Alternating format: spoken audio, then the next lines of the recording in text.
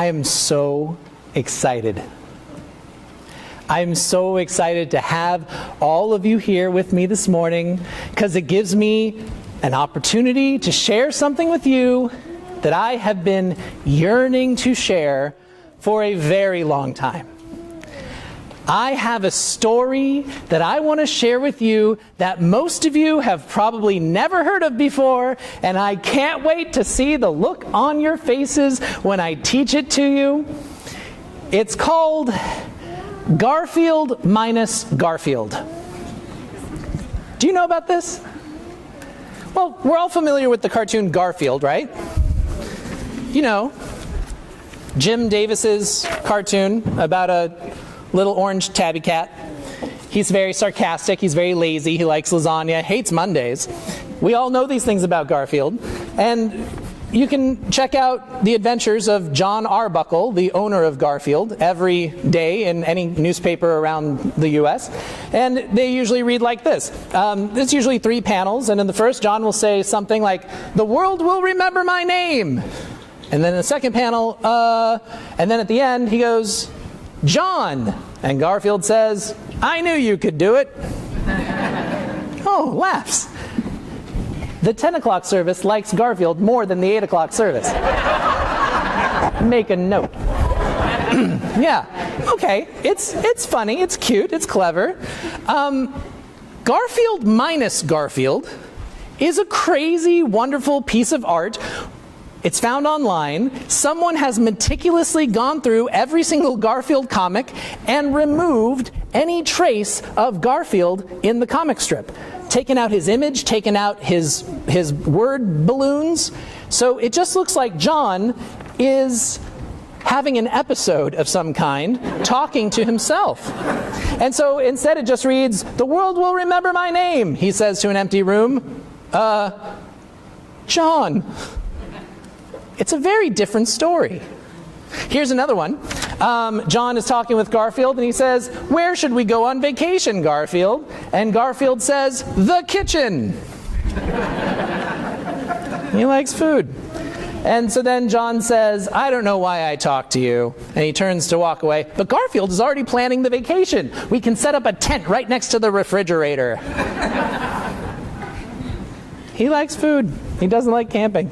But when you remove Garfield from the story, when it becomes a story of Garfield minus Garfield, it's just this guy standing alone in his house. "Where should we go on vacation, Garfield?" And it looks like he's scared of his own shadow. And then he says, "I don't know why I talked to you." And he walks away. It's a very different story. It's not the story of a witty little cat. It's the story of a man having a problem. I found out about Garfield minus Garfield one day when I was talking to a group of youth, and for some reason Garfield came into the conversation. I don't know why it did, but I was raised in a time where you could not escape Garfield. Garfield was everywhere. There were cartoons of Garfield, there were stuffed animals that stuck to car windows of Garfield, Garfield and Friends, Garfield everything, Garfield Halloween specials, everything Garfield. That was what it was like when I was growing up. And by the time I was talking to this group of youth just a few years ago, I start noticing a kind of blank stare around the room, and finally one kid goes, "What is Garfield?" And I started explaining, he's this cartoon cat, he likes lasagna, he doesn't like Mondays, blah, blah. And then there's one other person in the group, one kid, who said, "Is that the Garfield from Garfield minus Garfield?" Thanks to the miracle of the interwebs, we apparently live in a time where it's possible to find out about Garfield minus Garfield before you find out about Garfield. You start hearing the story of John Arbuckle, weirdo in his house by himself, before you start hearing the story of Garfield.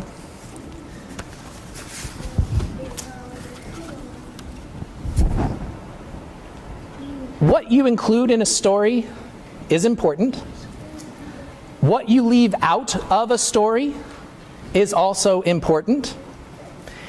And if we aren't all on the same page about what is being included in a story and what is being left out of a story, we're not even clear about the common story we are telling. We have spent the last several weeks in this community talking about how we practice walking the spiritual journey. We've talked about how this series of practices that help us hold the tension between suffering and wonder, we've talked about how all these practices can help us figure out how to be human in this world. We've spent 9 weeks reading the teachings of Jesus, following him on his journey to the cross, holding suffering and wonder in tension every step of the way. And today, on Easter Sunday, the most important holiday for any follower of Jesus, we tell a story that Jesus isn't in at all. I mean, the stranger in the tomb says, Jesus of Nazareth, who was crucified, he is risen. But other than that one mention, Jesus does not appear in this story.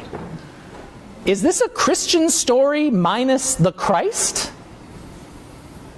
This church is over 300 years old. Our tradition has been around for about 2,000 years.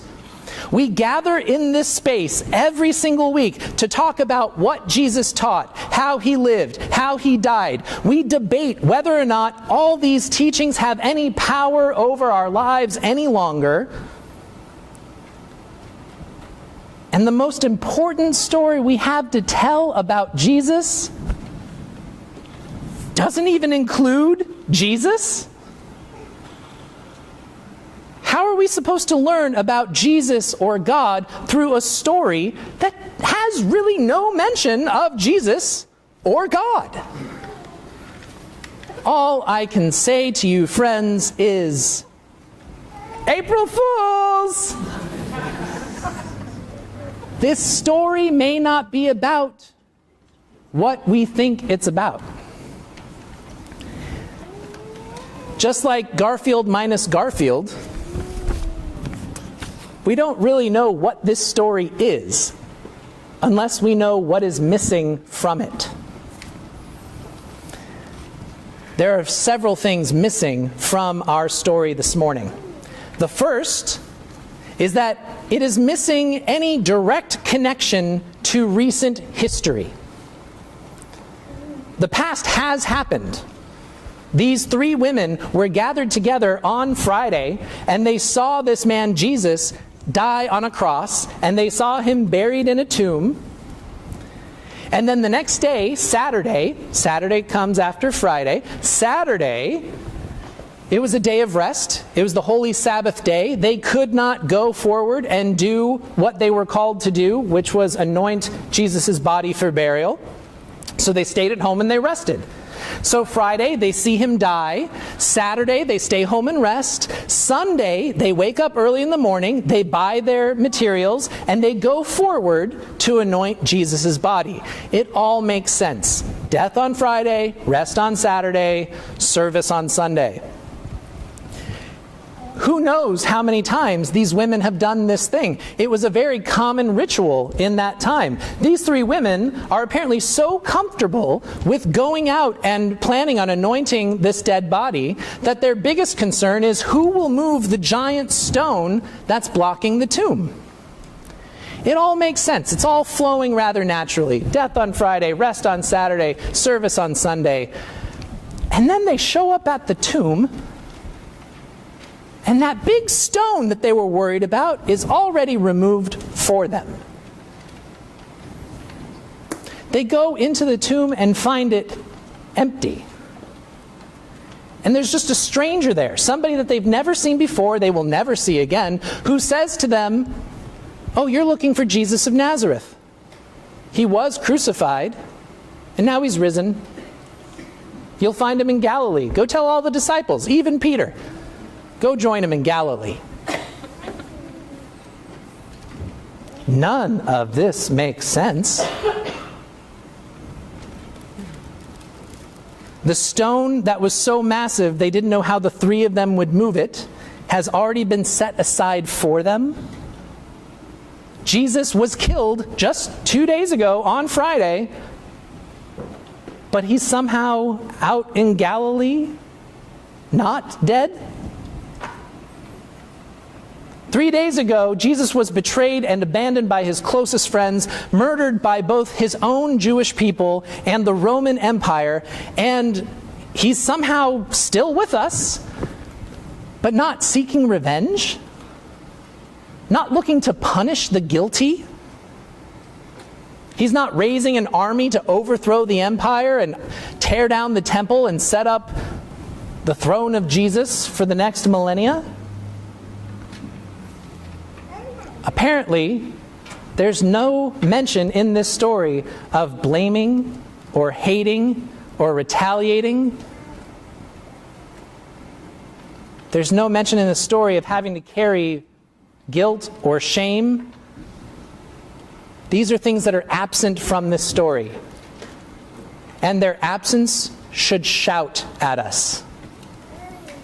The past has already happened, but in this story, personal history and world events don't get to shape the future. Only God gets to do that. This story proclaims that God gets to set the terms of the universe, and that means removing all obstacles, holding no grudges, promoting life and love at all costs. God gets to set the terms, even if those terms mean rewriting the rules about life and death, or reprogramming the physical realities in which we live. And what is the women's response to this good news? They flee from the tomb, terrified, and they don't speak a word about it to anybody. Which, of course, is exactly what any of us would do.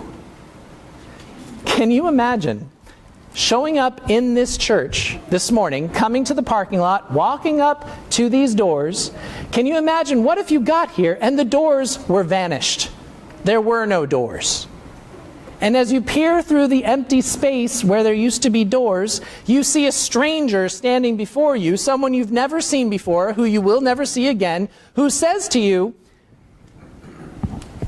"You know that deep pain and suffering that you've been carrying around with you your whole life?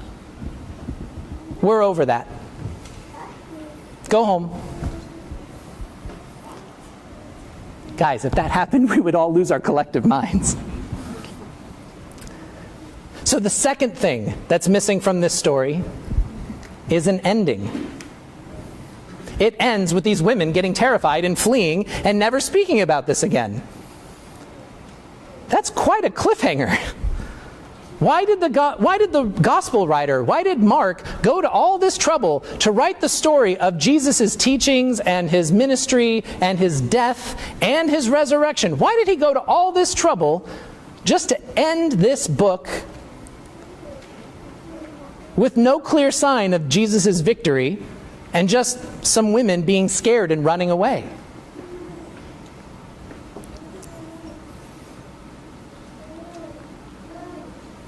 It's an ending that leaves us with a lot of unanswered and unanswerable questions.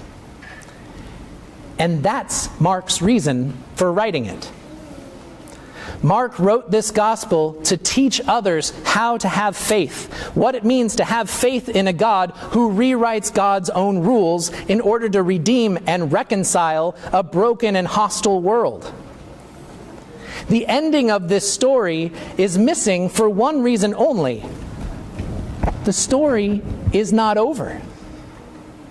It's just beginning. God has done the big work of reordering the universe so that death only leads to new life, so that betrayal and heartbreak only lead to more wild and untamed forms of love and justice. The holy site where we connect with God is no longer the temple, but in our own lives. The place where real power is wielded is no longer the capital, but in our own homes. This has already happened. The story has already begun. We can't tell the ending of this story because it is a story with no end. It is a story that can only be continued every year every single time we hear this story with new ears. I think most of us showed up this morning with our minds already made up. We know who we are, and we know what to expect from life based on what we've experienced previously. We know what we like, and we know what we don't like. We know what we accept, and we know what we reject. We know what we believe, and we know what we cannot believe. And to all of us, those of faith, those of doubt, those of cynicism, those of hope, those of shame, those, each and every one of us here today, I have but 2 words to share with you. If you already came here with your mind made up about what you think and how the world works and what you believe and what you don't, 2 words. April Fools! This story is not a human story about God. This is a divine story about humans. This story is about you, and it's about me. God has given each and every one of us the freedom to make our own choices. God has entrusted us with the power to live our lives in any way we choose. So friends, let me ask you, what do you choose to do with this one precious, wild, blessed life that you've been given to live on earth? Do you choose to cling to the past and hold grudges and find reasons for dividing people from one another? Do you choose to try to reinforce this idea that God is so good and we are so horrible and there's no way the two shall ever meet? Do you try your best to do what you can to be successful for yourself and maybe your family and ignore the rest of the world?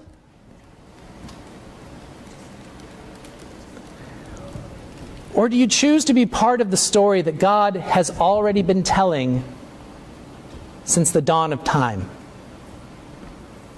The story that reverberates throughout the entire universe.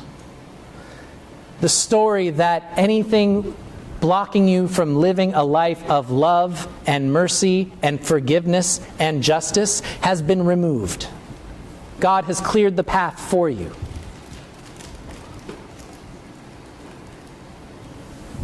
Do you choose to be part of a story that says we are not individual little dots living at our own point on our own little journey, but we are part of a large circle where all points around the circle live in right relationship with one another, with creation, with the divine? And we are joined together in a never-ending flow of forgiveness and love and life and justice and creation and creativity, laughter and song. That is the story that God has already started telling. Friends, Jesus and God are not missing from this Easter story. We are. We can choose to be a part of it. We can choose to make this story our story.